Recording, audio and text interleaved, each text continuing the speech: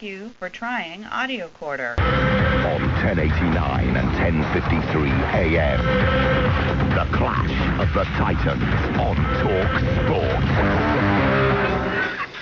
The Clash of the Titans. Wales, Dickin, and Mr. Parry. The four horsemen of the apocalypse have got nothing on these guys. The Clash of the Titans. Hello and welcome to the most hotly awaited show of the year here on TalkSport. Over the next 2 hours, three of the biggest names, and I mean big, in broadcasting. Mike Parry, the one and only James Whale, and the inimitable Mr. Mike Dickin go head-to-head as they try to make sense of the issues that you've been talking about this year. The whole proceedings will be presided over by me, Mr. Speaker Steven Norris, as I try to stop the next 2 hours from degenerating into anything more than just an appalling slanging match. So sit back as we bring you the Clash of the Titans. So here we are, and with me, as I say, Mr. James Whale. Welcome to Daytime, James. Nice to see you, Stevie.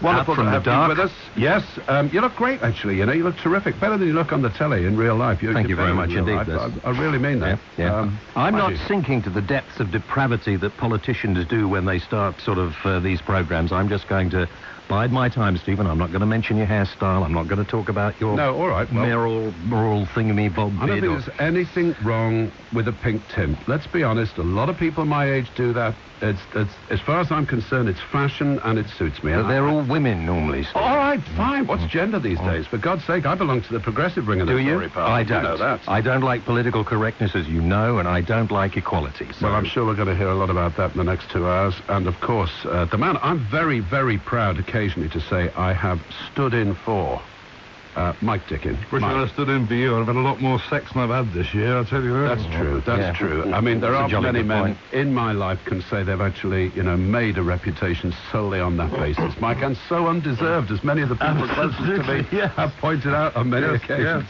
Great to see you. And, of course, on the coffee, not to mention any other noxious stimulant to keep him alive and awake after a fantastic morning show, the one and only Mr. Mike Parry. Yeah, morning, Steve. I want to ask you this question. Answer me this now, right? This jerk Livingstone is going around closing our roads down, widening our pavements, narrowing the amount of space that a vehicle gets in this town. Soon he's going to pedestrianise the centre of London. I want your pledge now. The first thing you do when you become mayor is rip up all those paving stones and give us our roads back. Yeah, given. Done.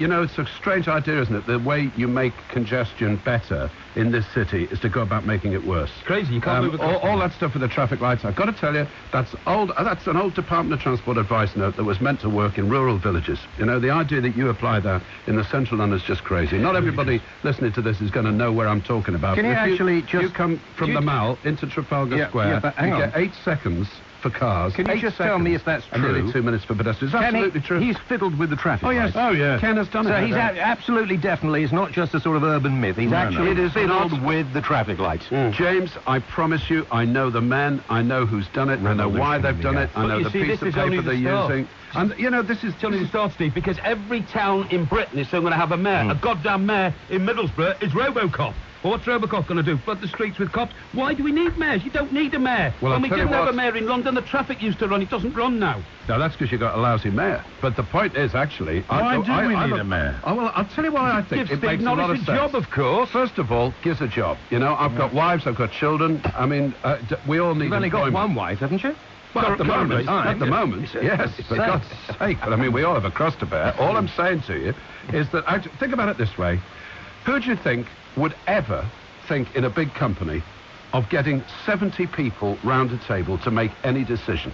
How many people did it take to change a light bulb? 70? Don't be silly. Of course it doesn't. It takes one person. At the moment, you have local councils. On average, 70 people will sit on that council, and they have to decide before you make a decision to change a light bulb. The whole point about a mayor when it's working properly is that every citizen gets a chance to vote for that one person who they think is actually competent. Now, in the London case, they voted for an idiot for reasons we know, all about wanting to kick Blair in the eye, you know, all about the Archer fiasco that we had in our party, and a lot of friends of mine... Okay, Steve, hang on a minute. Why doesn't somebody stand up to it? None of you, not even you, nobody that I have ever seen in confrontation with the mayor says, sit down, you stupid-looking, stupid-sounding little man, and listen to some facts. Unfortunately, in politics, we are blessed with people who are all worried about their image. Why isn't there anybody in this country in politics who will stand up to these people and say something to them that needs to be said? Well, you can say what it's like this is because I like lizards, isn't it? You know. The reason why, James, the reason why is this country's now become a one-party state. There is no opposition. I'm effectively disfranchised. I've got nobody to vote for. Exactly. I don't like the alternatives to what we've got in government, but I can't find anybody else. So, what I do, I don't vote. I spend all my time throwing... Exactly. How can the Tories hold their heads up high when you have the plonker Ian Duncan, whatever his name is? Well, who'd notice? There are enough of them. Exactly. How can they vote such a non-entity in there? We are crying out for an opposition. We don't have one. Yes, we do. It's called the media. The chinless wonder, Ian Duncan Smith, never said anything of any consequence anywhere at any time. Even in the Commons the other day, he was appalling in his attack on Blair. When he should have had Blair on the ropes over the email issue, and he should have put him to death by the sword, in the Commons, by the mace even. He didn't even get an effective punch in. It's the only time that Dennis Healey actually said something that was true, you know. He said it's like being attacked by a dead sheep. But then he'd not even met IDS. Yeah. That was Geoffrey Howe, of course, Mike. That's your generation and mine, rather than these young striplings. Who invented the idea of calling him IDS? It sounds like some sort of venereal disease. Yeah, so we'll leave that hanging there, if you don't mind, Mr. Whale, as you probably would if you had that kind of disease. But all I am going to say is, if you said to me, because you ask a question, I always believe in giving an answer. Now, that is, I grant you, unusual for a politician, but you say, why doesn't anybody say, sit down, you silly, stupid so-and-so and whatever, hey, give us a chance. Actually, if anybody bothered to listen to the people that do have the power to that, the assemblymen, they're saying it to him all day long, every day. They're the ones that just produced this report on congestion charging, which said it's not going to work. You don't understand what you're doing. You don't understand the consequences of it. They are saying it. The trouble is, of course, this is the same media that when you get that, isn't actually interested in printing it. Am I right that these people that he has as advisors, the organisation looking at transport in London, and for all those people listening to us outside London, I don't want it to sound as if we're just talking, but it is the capital city, and what happens here will come to everywhere. Exactly. Yeah, more people in Scotland and Wales put together. All these people who are advising him, transport for London, all this, they all seem to be goody-goody do-gooders who don't professional politicians, James. You know what happens these days? Some kid comes out of university, he goes into a research office at Labour or Tory HQ, or he becomes a gopher to an MP in the Commons. He then eventually gets himself selected on some list. He gets hammered in the first election that he fights. He then creeps in somewhere he's never been before. MP? Well, I don't know. Probably never been there before. And then he's a professional politician. Never done a day's work in his life. But hang on a minute. Let me ask you this. The way the media treats politicians... They deserve it. What would you do? They deserve it. I ask this question all the time. They deserve it, says Whale, who's accountable to nobody for what he does. Every night, accountable. He rants completely irresponsibly. Doesn't take a blind bit of notice of what people are actually thinking of. You're absolutely wrong. We're more accountable than you are, because our jobs depend on what we say. If your job depends on what you said, as a politician, I don't mean this personally, 694 would be out of work tomorrow. Yeah. But then there'd be 694 other people, actually 695, who could actually stand for the seats. The point I'm making, Mike, is this. Anybody can have one of our jobs if they're good at it. They pay MPs the same amount the day they join as they do after 30 years service. Right. You get absolutely no extra money. Oh, come off. It's the most privileged job in Britain. No MP. This is so trivial, sonnery, sort of rubbish. You want to talk about my pension? No, hang on. My two colleagues here will agree with me here. Nobody in this country has ever gone into politics to better the fellow man. They go into politics to line their own pockets, to take free holidays, actually, to travel around the world. There are some countries in the world where that's probably true. Maybe France is one of them. But the irony is, it ain't true here. I wish it was. At least you'd then get some decent quality people. It is the truth here. is, you're describing but you get a couple Mike of Parry. people. Excuse me, James. Just want to make this one point to this guy, because this is such tabloid rubbish. I wish you could see the pointing fingers. He said, well, I'm the one pointing the finger because I'm better on television than this. But, you know, you're pointing the finger. You're saying, you know, God, these people, all they do is line their own pockets. That's right, they do. They're not. The irony is, if you do have a problem in politics, It's the nerd factor. It's the fact that you describe. It's people who don't actually know any other life. But and I've that's never as true in seen the you, Tory party as it is in the Labour Party. Steve, Mr. Norris, I have never seen you as motivated as we have got you on television here today. And this is the problem with politicians. You put them in front of a camera or a microphone. No, it's not. And they will not be truthful and show their emotions. There are very few politicians. Much as I don't like socialism, I'm afraid to say, Dennis Skinner seems to be one of the few politicians who actually... Jeffrey Archer. Jeffrey Archer, Can I just ask you, what has either of them ever actually achieved in politics? Nothing. Well, an amusing what has sideshow. anybody ever achieved in politics? The answer is nothing, because if you went into politics tomorrow and you said, my wish is that all my fellow countrymen should lead the lifestyle of an MP, everybody would vote for you, but it's an unattainable wish. What about the fiddles that you line your pockets with? What about when you go home to your constituency, and your constituency's up north, your pal's got a Jaguar, he's from another party, you all jump, 4 of you in the Jaguar, you all burn up and down the motorways, and you all claim the petrol money? Well, you may say that. I couldn't, of course, possibly comment. And we'll take that as a yes. This station is not, of course, insinuating anything, naturally, on behalf of any honourable member in any party. But, hey, I'll tell you what... we were, actually. Yeah, well, maybe... we were, yeah, well, maybe you are, guys.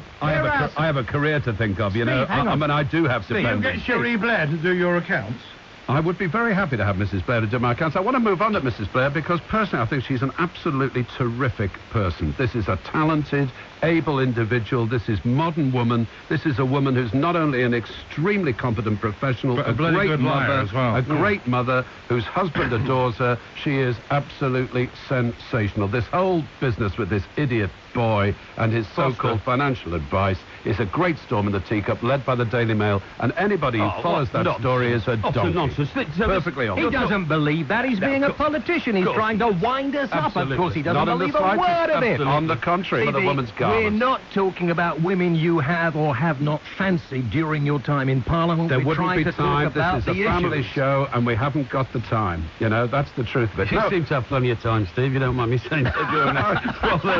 Her memory is only matched by the majesty. Her memory is only matched by the memory of our own dear Queen. I mean, can you believe, they forget some of the most important things that have ever happened in their life, and then suddenly remember them when somebody reminds them of it, like 2 days later. No, she never spoke to him on the phone. Well, I might have done. No, she never met him. Well, it's possible I did. No, I never looked at the papers. Well, perhaps I did see them. I mean, come on, the woman's a bloody liar. No, I don't know. Lawyer. I think that the Blairs have missed the whole point of being the Prime Minister. I mean, I think they felt that they could control the media, and you can't control us. There's no way you can control us, so you'll... As you've just found out. Exactly. I don't think they got angry. I think that Cherie Blair has no business trying to be a normal woman. You know, the job of being the wife of the leader of our country is a full-time job. She's obviously not very good. As far as judgment is concerned, so she will never now be a judge. That'll be a thing of the past. And come off it. What about the establishment? Seriously, James. But we're here. The establishment protect themselves. Steve, you'll back me up on that. All this nonsense about our judgments in question, she'll never make it to a judge's job now. What a load of baloney. Of course she will. Well, then why do we bother? If we don't think we can control these people, what are we doing? But the judiciary only lives or dies, James, by the will of the Prime Minister. So you're going to stand in the way of making his wife a judge? So when are we going to get some politician saying that, like in America, the judges should be elected on a 4-year cycle? That's what we should be doing. I tell you what, they may not be all geniuses, but I would be horrified at that idea. So would I. Open to corruption. Really would. Corrupt judges. Totally You want in this country, James? Corrupt judges? I can see it now. Oh, no, I would hate to have corrupt judges in this country. That would be terrible. Excuse me. Up in front of the beak, Is you are somebody there, trying James. to tell me we don't have corrupt judges? You probably nobbled off the jury. That's why you are corrupt Mike Dickin, I would say to you, Mike Dickin, there's no relationship whatsoever in this country between the legal system and justice. None whatsoever. There's been a divorce, but it hasn't been announced. I tell the you, you have legal system as honest and a justice system. Have been totally and utterly divorced. Yeah, you have as honest a system, Mike, as you know in this country, Total as you have nonsense. anywhere in the world. I don't believe that. I truly don't believe it. What you want to tell me you have a more honest system in the States, No, you're quite wrong. France, I do in not Italy, believe in Germany. There's you're quite wrong. You cannot get justice in this country. The only place wealthy. you can get justice anywhere in the world is good old court number 1 at the old Bailey. That's where they used to send them down. And that's where they should still be sending them down. Utter nonsense. We're going to have to just stop there for a second. You're listening to the Clash of the Titans here on TalkSport. Something evil has arrived. The corporation's keeping a few secrets down there. Something you're not supposed to see. A deadly virus. 5 hours ago, we went homicidal. A fatal mistake. Hey, man. She took a chunk clean right out of me. No one is immune. Resident Evil. You guys died down there. Rent it now on DVD and video. Rated 15. Cash to hand, so to more.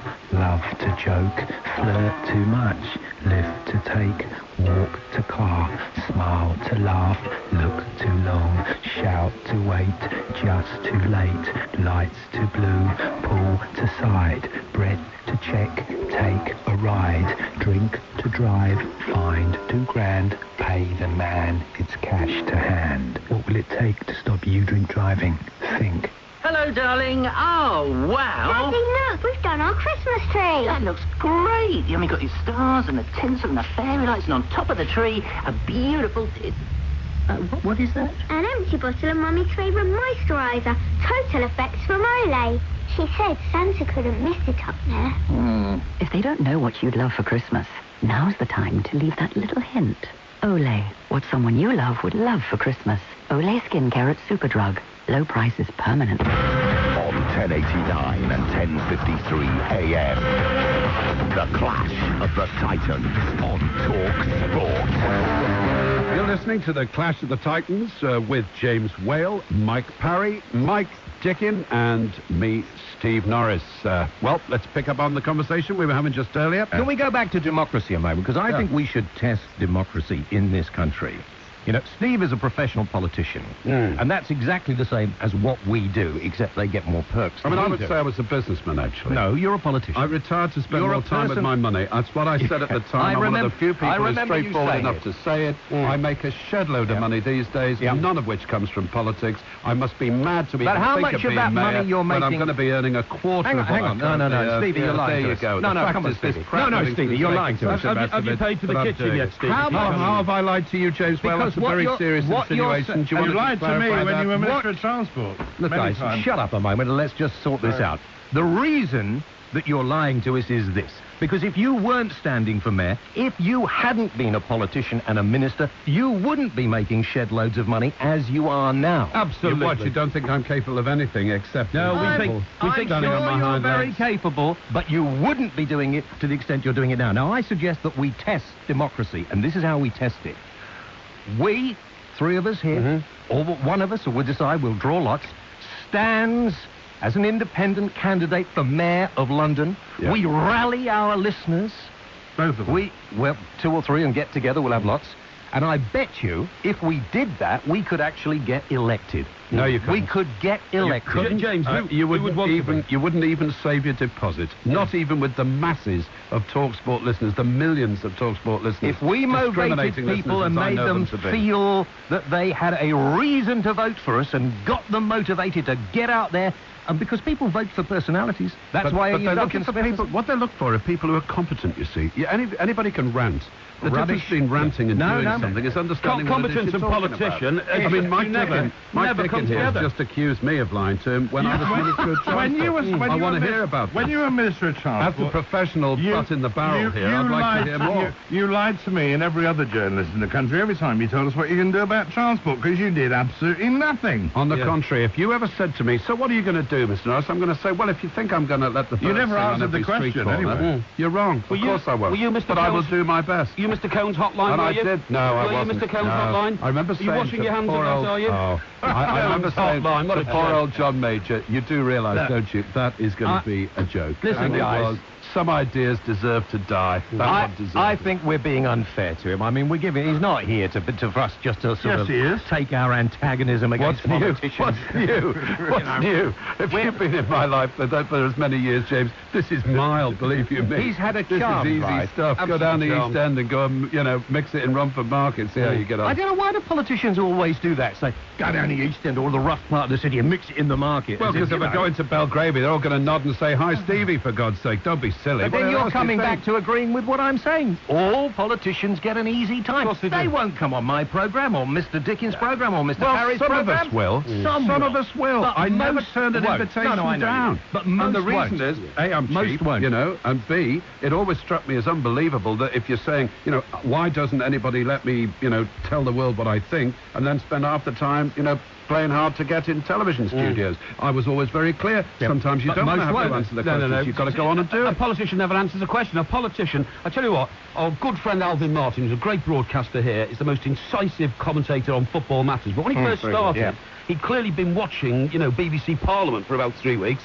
because every question was met with the same answer, and that was, well, on the one hand, on the other. On the one hand this, on the other that, but of course you've got to realise that. And I said, Alvin, why don't you just say what you think? And this came as a revelation, and old Alvin went straight in for it. And of course he'd been watching politicians all his life, and politicians never give you a straight answer on anything. That's because, Mike, you know, in a wonderful world of radio punditry, you can have a single opinion, unburdened by any responsibility for the... No, we are not unburdened by responsibility. You know what an Aaron Bevan once said? Every day I get dragged into the office because of the broadcasting authorities. We are hampered with people trying to make us toe the line. There ought to be more radio stations like this. We should have 5 or 6 talk stations within every city of this country because people like them. We don't because the politicians are frightened of them. Hey, that's why we have... James, have a care, mate. We're having trouble making this one pay. I'm just answering the point, you see, which is that actually, you know what somebody once said, to all life's really, truly intractable great questions, there is, in fact, a very straightforward one-sentence answer. And the trouble is, it's always wrong. And it's generally coming from people like Dickin and Parry and Whale, seems to me. You see, if politicians just try, actually, to say something intelligent about it. Well, take away all the restrictions on the media, radio in particular, making money, and we wouldn't have any problems making money. Unfortunately, the media is now all sort of surrounded by the BBC having this huge amount of money they get for doing 2.2 billion. 2.2 billion quid. And we have to try and compete with the bloody BBC and pay taxes and everything else. Yeah, and the other thing, of course, James, is we have to pay to use the fresh air just to broadcast. Exactly. Who owns the air? We have to pay for a licence to be able to broadcast. Who owns the air? That is as big a contract as going to Blackpool and buying a tin which says, take a tin of Blackpool air home with you. It's as big a contract as that. And of course, if you tell the truth too much, they'll take your licence for broadcasting away from you. Yeah. I must say, there was a time, there might have been a time... Now, that's a very good question. Who are they? There might have been a time when you could justify the BBC, but you can't now. It's dark forces. You just can't. You can't guarantee. There are things in this country of which we know very little. You queen. And she forgot that as well. Yep, there we are. Now tell me, one thing I want to just ask you guys about, because I know you've got some strong opinions of it. Why does the world hate America? Well, the world doesn't hate America. Nutcases hate America, right? Nutcases, madmen, people who live in poor countries and haven't got the gall or the ability to make that poor country a rich country, hates America. Those people who flew into those Twin Towers, right? This was not a fundamental issue. It was an issue of, you've got it, we haven't, we're taking it off you. Simple as that. And why don't we sort these people out? I'm not talking about bombing Iraq at the moment, but why has it taken until now to get that one-armed prat from Finsbury Park Mosque, whatever his name is, and remove him? We don't want these people in our country. That was a very, very ill-advised remark, James. That was talking about someone who is very handicapped by only having one eye and one arm, and you slate him for that. I think that's very... No, I jest. I don't have any feelings about New York or America that would lead me to, in any way, utterly condemn what happened. And that wasn't an attack on America, that was an attack on the world. As far as I'm concerned, I don't like America. I don't like Americans. They're loud, they're brash. Well, they wouldn't like you. I'm really genuinely interested in this. Is that what it is? The politics of envy? This is what I'm hearing. It's not envy. No, it's not the politics of envy. I've only been to America once, and I hated every minute of it. I couldn't wait to get back. Don't want people like you in America. Let me explain to you, Steve, what this problem is. Hang on, I must concur with Mr. Parry, though. I don't want to say any more on this afterwards. I think it's only the poor people, the stupid people, the ignorant people, the people who use public transport regularly. They're the ones who don't like America. Yeah, they're the ones who don't like America. Now, let me just tell Mike something fundamental about America. If you're any good in America, the land of the free, the land of the brave, the land of hope and glory, and bullshit. What you do is you get yourself a proper job, you make yourself a few $100 million, and then you retire to Florida and you play golf for the rest of your life. If you've got anything about you, that's what you do in America. Only people who failed everywhere else become the president. Yeah, like Whale, Dickin and Parry. Ronald Reagan. The ultimate broadcasting nightmare. Yours on TalkSport. Hello, darling. Oh, wow. Daddy, look, we've done our Christmas tree. That looks great. You got your stars and the tinsel and the fairy lights, and on top of the tree, a beautiful... what is that? An empty bottle of Mummy's favourite moisturiser. Total Effects from Olay. She said Santa couldn't miss it up there. If they don't know what you'd love for Christmas, now's the time to leave that little hint. Olay, what someone you love would love for Christmas. Olay skincare at Superdrug. Low prices permanently. Had an accident in the last 3 years, it wasn't your fault. You may be entitled to compensation. Talk Legal can help. And win or lose, you won't pay us a penny because we don't take a share of your payout. To register your claim, call Talk Legal free on 08000 19 64 64. Talk Legal. It's only fair you don't have to share. On 1089 and 1053 AM. The Clash of the Titans on TalkSport. We're talking about America. We've all decided that all the stupid people dislike America. Yeah. Actually, if you don't mind me saying just a minute. I think that is incredibly insulting. I know a lot of people who are very, very worried about George W. Bush, who just think that the idea that America is going to be the world's policeman is terrifying because in foreign policy terms they know nothing. He was shown a map. Suicide. An American journalist gave George Bush a map and asked him to point to Iraq, and he pointed to Rome. I think that's a touch worrying. It's terrifying. Urban myth. Yeah, well, hang on. It's only worrying if you live in Rome. How much is the urban myth that George Bush, before he was elected president, had only left the country 3 times, one of which was to go to Mexico? It's not an urban myth. That's all. You don't need to leave America. If you live in America, you go skiing, you go in America. You go to the sun, you go in America. You want to go anywhere else, see the fall up in Connecticut, you stay in America. You don't well, need then why to don't leave you America. why in that case not just worry about America? Right, Let the I'll rest tell you why. of the world I'll tell you save why. itself from being blown You to said you're pieces. frightened at the idea of America being the world's policeman. It's a bloody sight safer world when America are the policeman and Osama bin Laden is not. Supposing he was the world policeman. But Supposing he was the Osama world bin policeman. Laden, the whole point We'd all be about living in Osama caves. bin Laden is he's a function of American foreign policy. Oh, rubbish. You What forget, nonsense is this, man? Mike Parry, you forget that the person who funded Osama bin Laden was the President of the United States. So and he was he fighting made a the Russians mistake. in Afghanistan. Okay, the guy changed sides. Who was it who funded Saddam Hussein to fight in Iran? The United States of guys America. kept changing This is- sides. I tell you, if this guy's a policeman, then God help us. Well, any of us just in the- notice, I'm sorry, you're in real trouble. Changing sides halfway through the... Can you see me nodding? I'm saying to you, James Whale, I'm What? saying to you, let's not equivocate about this, if that's not a word I can use in this company. Let's As far as I'm concerned, let's I think remember the who prospect are of responsible. America as Okay, the world's policeman is terrifying. I think it's a good idea. They know I'd zip. rather have them around as long as we can control them. Let's remember who got us in this situation. Margaret Thatcher. No. Yeah, Margaret Thatcher. No. Listen, No, I'm no, going to no. tell you. Hang on. If we'd finished this job... Well, first of all, George Bush Senior. We should never, ever have put Saddam Hussein in power. All right? We shouldn't have... We put him in power. We and the Americans we allowed put him in him. power. We allowed him All to get into power, But then right? we helped him and we kept him Yeah, there. but in that part of the world, it's full of nutcases, right? Exactly. So one nutcase is as dangerous as another. The Tory government of the time, with the Americans, should have finished him off. That's why we're in the situation we're in now. Now, here's a bit of history. Here's a bit of history you may not remember. You don't. Here's a bit of history you may not Who remember, runs the James. place, then? Who We was and the Prime Americans Minister? run the world, and that's it. Who was the Prime Minister? We had a real good job of that before in the Gulf Persia, War didn't we? started, immediately before the Gulf War started. It was a lot Mrs. better in Thatcher. Persia before we bloody Who gave was the them Prime Minister of independence. this country when the Gulf War came to a close? John Major. Yeah. Mike Parry's dead right. It was actually George Bush Senior. Senior, who and now- wasn't prepared and now to go George finish Bush the job Jr. My first time theory is round. George Had he done Bush it, Jr. is the world going would be a in. different place. He's going in no matter what happens because he's going to be able to say, there, Dad, okay, Pop, I finished it off for you, you know? And you didn't, and I did. That's what I think he's going to do. Wouldn't we all want to do that for our dads if we could? Of course we would. But I don't see the problem. I don't see the problem, James and Mike, of America invading Iraq and staying there. Nor do I.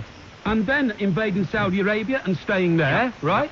And then invading anywhere else that's dangerous and staying there. Let me ask Stevie, only not because it's Stevie's fault, but because he has an in with people in high places, and he'll go back and tell them what we're like, of course. Yes, but why do we pay lip service and pretend we're so keen on the bloody Saudis, who are a ramshackle bunch of so-and-sos, who wander around buying things up because they've got the money, and then secretly funding terrorists through the back door? Why do we treat Because the they've got Saudis... loads of money. Three-letter word this Could time. it be oil?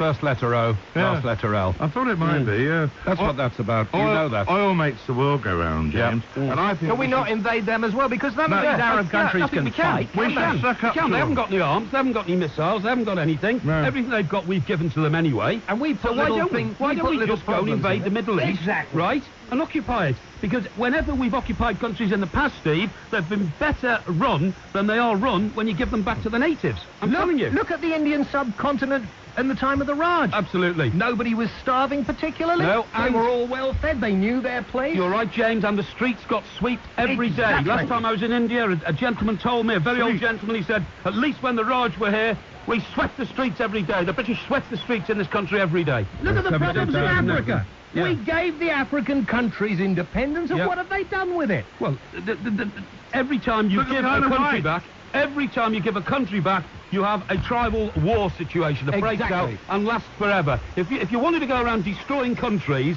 colonise them and then pull out, result, country destroyed. Yeah, so what we do is we've got this pretty clear. The summary of you three guys is, A, Mike Dickin says, who cares? It doesn't matter.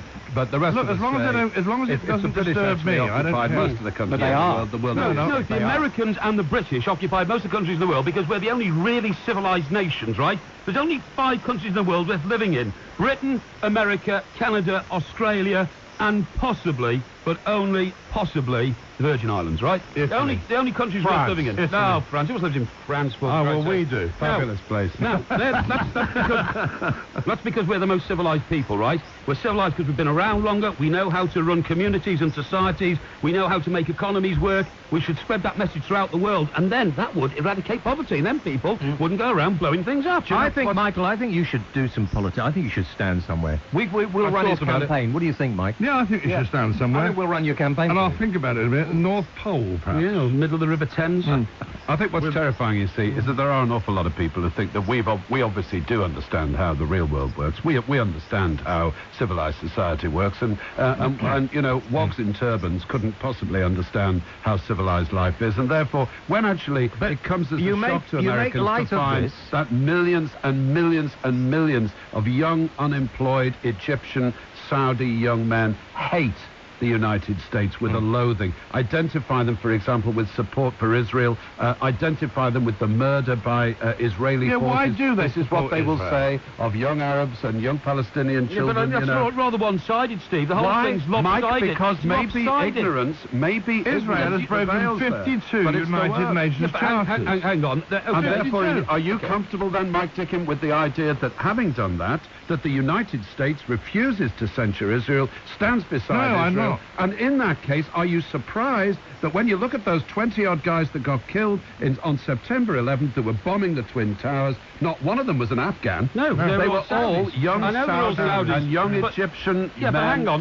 It comes down to the United States. So why aren't we dealing with these people? Yeah. Why do we allow these people to get away with it? Why do successive politicians turn a blind eye and pay lip service to some of these countries? It's okay targeting Iraq, but why aren't we leaning heavily on Pakistan? Why aren't we leaning heavily? Why aren't we leaning more heavily on Saudi Arabia? We are leaning on Pakistan. The result of which is that you've got a government in Pakistan that's extremely unstable because the people are absolutely horrified at the idea that the Americans are underpinning the regime, James. Listen, let's come That's down. the trouble with all these simple actually get down to the nitty-gritty. They don't work. The West and what is perceived as Western civilization and Islam. I'm sorry to bring it down to this, but that's what it's all about. They want us to live under what they call Sharia law, which we've looked at in certain countries. It's disgusting, vile and obscene. Or they want to sort of rule the world themselves. It's them or us. Is that Sharia law? Is that Sharia law? This isn't another part of that story. It's got nothing to do with Mrs. Blair. But James, explain to me, this Sharia law thing, it's so boring living under those sort of conditions. Why do millions want to do it? I don't know. Why do millions of people want to wear black robes, close down pubs, close down cinemas, ban sex between people who aren't married to each other? I mean, crikey, what kind of a society is this? It's probably a very orderly society. Very orderly, very boring, I can tell you. You know, if I couldn't nip into the old wine bar on the way home for a couple of these. What were the Taliban doing? Find a doxy. Find a doxy flying kites in the kitchen and... My new hobby, flying kites. I think it's a very orderly way of life. I don't particularly want to adopt it, but I do understand why people may want to achieve that sort of simplistic life and not have to worry about the complexity of British law, which makes no bloody sense to anybody. Well, can I just say to you, Mike Dickin, because I'm with you, I look sometimes at a British town centre on a Friday or a Saturday night, littered with urine and vomit and empty bottles and broken glass. And this is just outside the TalkSport studio. Get into the West End. I mean, but the point, you know what I'm describing. You've got a society that a lot of people see as breaking down. It's when you've got that kind of usually breaking wind. Indeed, that you'll get somebody saying, you know what you want? They're probably in talk studios like this. No. What you want? Let him finish. Firm crack of the whip. He's talking crap. Why should we let him finish? This is ridiculous. Politicians are the people responsible. Because when you catch these little toe rags, and I've got no time for them, I want to live in a well-ordered, decent society. Well, go to Sharia law, then. Just belt up a minute and listen. I want to live in a well-ordered society where we can enjoy ourselves as long as we don't get in somebody else's way, where people behave properly. They don't behave like some of these yobbos do at the moment. So how do you stop the yobbos, James? Well, first of all, what you do is the people who are responsible for locking them away make sure that prisons are the nastiest, vilest, worst place you could go. Not at the moment, where they're nice little hotels, they listen to the radio, they watch the TV, they play pool, and you get rid of all these bloody stupid do-gooders, prison reform trust for this and prison reform trust for that. You knock them back to the way they were in Victorian times, and when somebody's been in there, they don't want to go in there again. Do you know what you've just described? What? Sharia law. No, I don't mind Sharia law. No, I'm not. Why can't we ship all our criminals out to the Isle of Wight or something like that? They're already there. No, that's a very good point. Right. I said, why don't we depopulate? I said this the other night. Depopulate the Isle of Wight. Use it as a prison colony and leave them there. Or the Orkney Islands, nothing goes on in Scotland. I thought that was what Australia was, and that's what Mike Parry here just described as one of the 5 greatest countries in the world to live in. It is these days, because we've sorted out. Well, then maybe the Isle of Wight would improve if we did this to it. Maybe it would. Now, James, listen, on the same basis, right, these people who want to live Sharia law, we should give them Canada. Canada's a developed country, right? Very boring. So it's got all the modern facilities, it's got a good economy, which they can keep going if they try, right? But in the whole history of the world, nothing has ever happened in Canada. So we don't need it in the West, because nothing goes on there. Can you remember the last time anything happened in Canada, Mike? Exactly. Mike, can you remember anything happening in Canada? You're right. I remember when Wolf went there. Wolf, that long time. The only thing that's ever happened in Canada is the Prime Minister's wife once ran off to have sex with Mick Jagger in New York. That's the only thing that's ever happened in Canada. Steve missed out there, didn't he? Steve missed out. The high spot of an entire nation's history. That's right. Hang on, can we be serious about this for one moment? I mean, I blame it on the Catholics, because we're now getting back all these... I can't stand any religion. Fixated, aren't you? No, I don't like religion. I do not like religion. I think, if we were more spiritual, that would be fine. I don't mind spirituality, but I don't like religion. There's a lot of difference. But I don't tell me about it. Well, spirituality means that you actually perceive and believe. You know what it is. Don't grin at me like that through your sort of little wolfy face. I'd like a bit more of this. Come on, James. I think, frankly, you're a bit under pressure. I don't see politicians or the media, if you like, having the guts to stand up and criticise what this is all about. Did you call me wolfy face? Spirituality can be found in an orange robe. Exactly. One time when I was under pressure and our studios were in Oxford Street in London, I once, honest to God, thought about joining the old Harry Krishna movement. They were walking up and down Oxford Street one day, and I thought, I've had enough. I'm going with them. You just fancy wearing the dress. No, I didn't. I thought I was going with them. I felt an inner peace descend upon me at the moment I thought about taking that dramatic step in my life. Let me just pick this up. And then I found out they don't ask. Let's try and get a bit of radio where only one of us is talking at a time. I know it's ridiculous. And let it be me. And let it be Mike Dickin first. And I want to ask you, Mike, in a terrible, irreligious, soulless world where, I don't know, a tiny percentage of people actually bother to go to church, is that what's wrong with society? Yeah, would religion actually help? No. It is the terrible minority that go to church that are a problem, because they've indicated just how stupid they are to believe a stupid Jewish myth that's been going around for 2,000 years, and believing that there's somebody sitting up there on a cloud who can change any damn thing. religion and the worship of God is a total waste of time, and anybody that does it should be registered insane and locked away, never mind taken to church. Well, what about Wales' idea of spirituality? Is there anything in that, or is that just Wales? Well, I'm not quite sure what he means by spirituality. I do believe that there is a spirit within us, but I think it's guided by ourselves and not by some weird, wonderful person wearing woman's clothes and a pointed hat called a vicar or a bishop or somebody else who touches up little children. I've just about had enough of this stupid religious nonsense. And frankly, if there was such a person as God, he'd come back to this earth and take those stupid clothes off and leave those children alone. Mike Parry, do you believe in God? Yeah, I certainly do. I certainly do. I'll tell you something now. I've come to the stage in my life where I'm quite looking forward to death, because it's a new scene, a new bag. I don't know what's beyond, the next step. I see your whole being, your whole soul, your whole physical creation as being a journey through time. This body you see in front of you here, Steve, this body, James, Mike, this body, this is just an overcoat. It is. It's just an overcoat. It's an that overcoat. explains a lot, actually. It's an overcoat on my soul. And this overcoat will be shed and I'll move on to the next stage. So, whilst I don't want death particularly, well, not when I've still got a job, if it should descend upon me, then I will see it like every other problem in my life. It'll be a challenge. So you're a believer in God, but not a believer in religion? I am a believer in both. I go to church, I'm a believer in God, and the reason I believe in God is because if Mike Dickin can't work out that we all have to come from somewhere and somebody created something, then where did it all start? It didn't start with an amoeba, believe me. James? It did not start with an amoeba. James, Mike Parry here, he's got a meaning to his life. He knows where he's going, not just through this life, but through the next. I think... Isn't that something admirable? Isn't it something to be envied? I think that's very nice, except that Mike just goes on one like that and forgets what he's talking about and contradicts himself all the time. But it would be nice, actually. I think we are more than flesh and blood.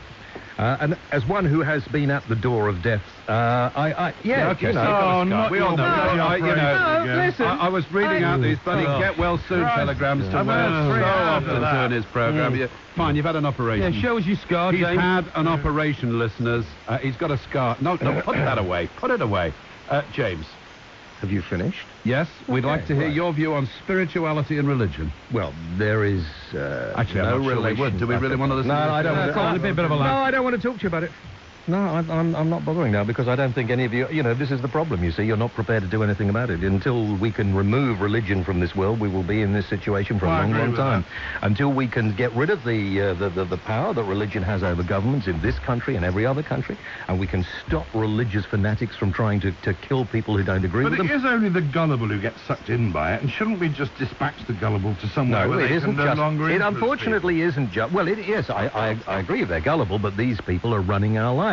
We allow the bishops of the Church of England to sit within our parliament. We allow... why? I've no idea. We pay lip service. There's not one politician, there's not one prime minister who would dare to come out and say, oh, no, religion's ridiculous. You can practice it. It's like the Welsh language. It's like the Welsh language. I don't mind if you practice it in the privacy of your own home, but don't thrust it down the necks of everybody else. You got rid of the Welsh language in Wales, took away those awful signs and everything else. Wales would have a lot more money in its economy. You took away religion from the rest of us. I'm not suggesting you ban it. People can follow religions if they want and everything else, but you take it away from the fabric of society and we will be better. The Welsh language, like homosexuality, should be only practiced in coal mines.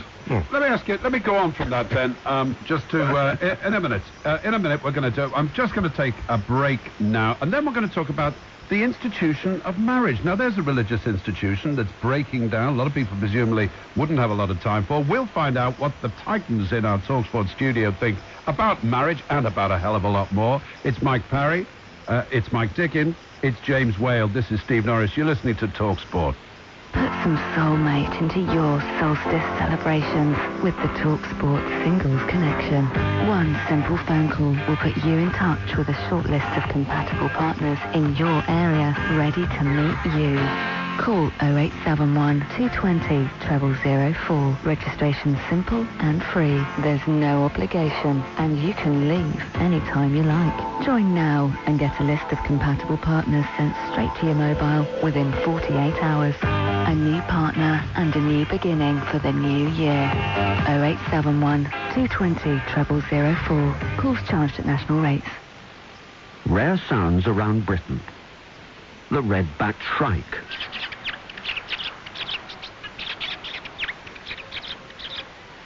The bittern.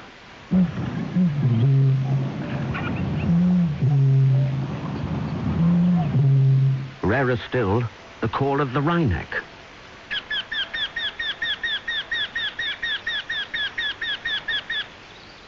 And the extremely rare sound of a Renault van bonnet being opened. And again. Renault vans. The vans that run and run and run. A new partner and a new beginning for the new year. 0871 220 0004. Calls charged at national rates. On 1089 and 1053 AM. Talk Sport. What about the institution of marriage? I mean, you're a married man, James, happily married, a lovely wife whom I've had the pleasure of meeting. You presumably believe in marriage? So are most people. I actually... It's not particularly unusual, but she's a very nice girl. Yeah, she's very, very sexy. I've been married to her for, I can't remember, 34 years or something like that. But fantastic. I mean, you know, we've had ups and downs, and I've been what they euphemistically call in the Sunday papers a bad boy. And we got thrown together when I was still a teenager. And I'm not going to go into the story, but of course you can read my autobiography and find out exactly what happened. And we're still together now, and it's not as if, you know, we're probably... Who wrote your autobiography? I did. And we're probably... read my column in the Sport every Wednesday. And we're probably friendlier now than we have ever been at any other time. We probably live closer together now than we ever have at any other time, and it's kind of like, you know, so I can't... I mean, I find it difficult to imagine somebody having the same kind of relationship with the same person all over those years. Our relationship has changed, it's gone away, it's come back, it's gone away, and whatever. I would never, ever marry again. Mm-hmm. Yeah, I understand. I mean, I'll tell you what, it's interesting because, you know, when Mike's talking about how marriage changes, I mean, my mum and dad are both still alive. They're both in their late 80s. I think I'm really privileged to be getting on for 60 myself, and my parents are still alive. Yes, you are. Still, thank goodness, got all the chairs at home, you know. It's terrific to see. Now, their relationship now isn't lovey-dovey in the sense that maybe young people would understand, but I've got to tell you, the sense of them being together and supporting each other and literally sort of almost being two sides of the same coin is astonishing to see. I mean, it's a real privilege to watch it. Now, but what I wanted to say was actually something different because, you know, in the end, if you go through that old business in the marriage ceremony, you know, first it was ordained, so on. What about children? I mean, the real interest to me about marriage is whether or not going through the process of being married really is important in terms of children. You know, when my third little lad was born, I wasn't married to his mum. We have got married since. I don't feel any different about that. No, but I mean, one of the big issues that people are talking, the Tories go on about this all the time. Yeah, but I think they should. Marriage because responsible people, and there are some of them in public life, Alistair Campbell, Fiona Miller, not married, exactly. Right, okay, 3 children, they're responsible people, right? Should be ashamed of themselves. They're responsible people. Disgusting sort of example of scent and the rest of as well as I do, Steve, in the back streets of your hometown, Liverpool, that a lot of young girls were walking around, pushing babies around in prams for years and years and years when the state wasn't in any sort of shape to cope with these people, look after these people. It goes on all the time. It is fair to say, and nobody around this table can possibly argue with me unless they're a numbskull, and I don't think you're numbskulls. Michael, control yourself. You can't possibly argue with me that a child brought up in a loving marriage is going to turn out to be a better member of society than a kid brought up without the influence of his father. That is for sure. Yeah, but they don't have to be married for that. They can live together. But a lot of single girls who don't even know the father of their babies are. No, let my Parry. I agree with the principle you make, but I know a number of couples who've been together 20 or 30 years. They've never married because they don't believe that the piece of paper is going to make any difference or benefit to their relationship. They have children, and to all intents and purposes, they're more married than many people who've actually been through a wedding ceremony. I don't think the ceremony has anything to do at all. I think it's a ridiculous business. I got married in a registry office, King's Cross Registry Office. I got married during the time my dad's pub closed in the afternoon. I had to open in the evening, very quick, bang, bang, bang. You've got to do it. Would it make any difference to you, Mike Dickin, if the two people who happen to look after this child were of the same sex? Yes, it would. I don't believe in that whatsoever. I do believe that same-sex relationships are anathema. I do believe they're an absolute aberration, and I don't believe in homosexuality being brought forth to the extent where we're supposed to accept that two people of the same sex can marry, and I find it absolutely disgraceful that this Parliament and this government and this row of politicians we have at the moment are paying lip service to something they know to be absolutely disgusting and wrong. I'll tell you something, I couldn't agree more. I agree with that, but what I don't agree with is I think, if you want to be gay, that's fine. I don't object to you being gay. I think you should try everything at least once or twice, see how you like it, and maybe Michael's never been married, Mike Parry, that is, never been married. Yeah, but you can't just get married to see if you like it, can you? Well, no, I mean, maybe you should have tried, I don't know, if you try guys or something, I don't know. Everybody should try everything. I don't think you should. I don't believe everybody should try everything. I've never tried drugs, and I've never tried homosexuality, and I don't intend to start that now. I think you should at least delve, surely, just so you know what the other people are talking about. I don't need to know that death is unpleasant and permanent, therefore I don't need to try that not to know that it's not something I'm looking forward to.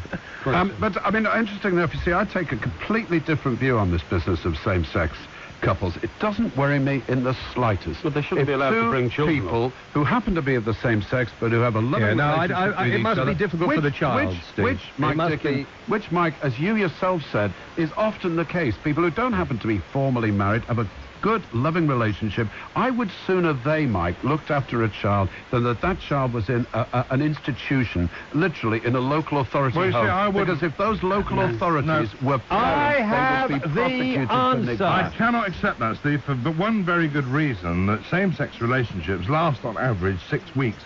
Anybody that's together 2 months in a same-sex relationship, that's called a long-term marriage.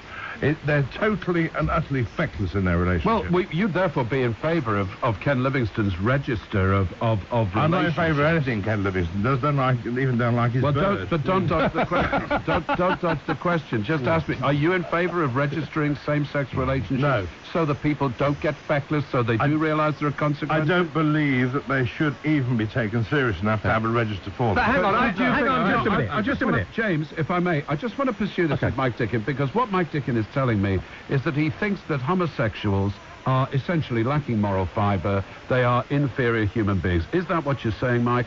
Yes.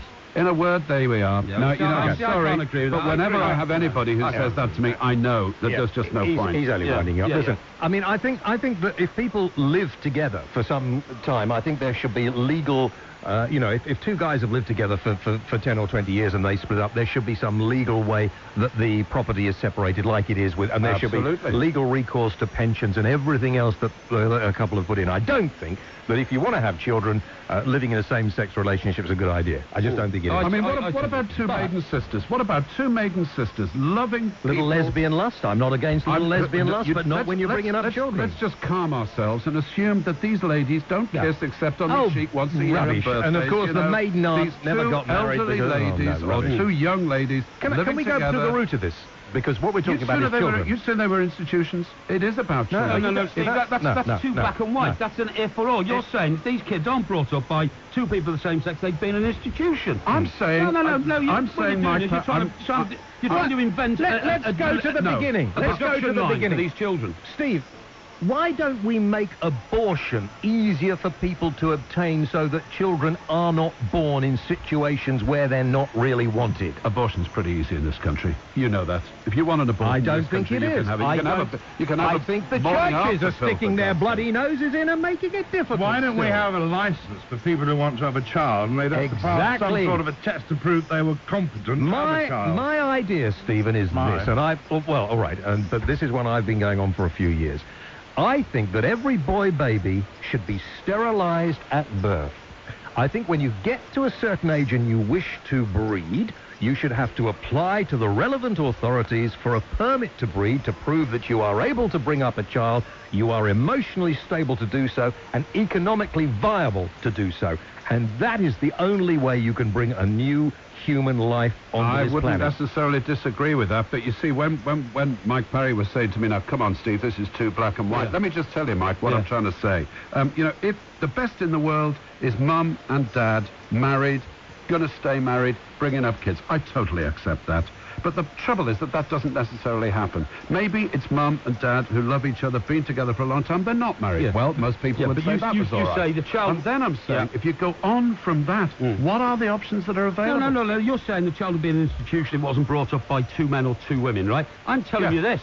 Any little kid who goes to school and realises everybody else has got a mummy and a daddy, but he's only got two daddies or two mummies, will end up in an institution because he'll go bonkers. You just think about what you've just said. Any kid that has to go to school and say, no, actually, I don't have a mum or a dad. I just live in a children's home. That's the child under pressure. No, I'm sorry. A person who can say, yeah, I've got a mum, and mum's I've got an aunt or a, you know. Well, I think we've got to go back to the beginning. I think we've got to stop all of it. You know, if people have children, I mean, look, how many times have you been married?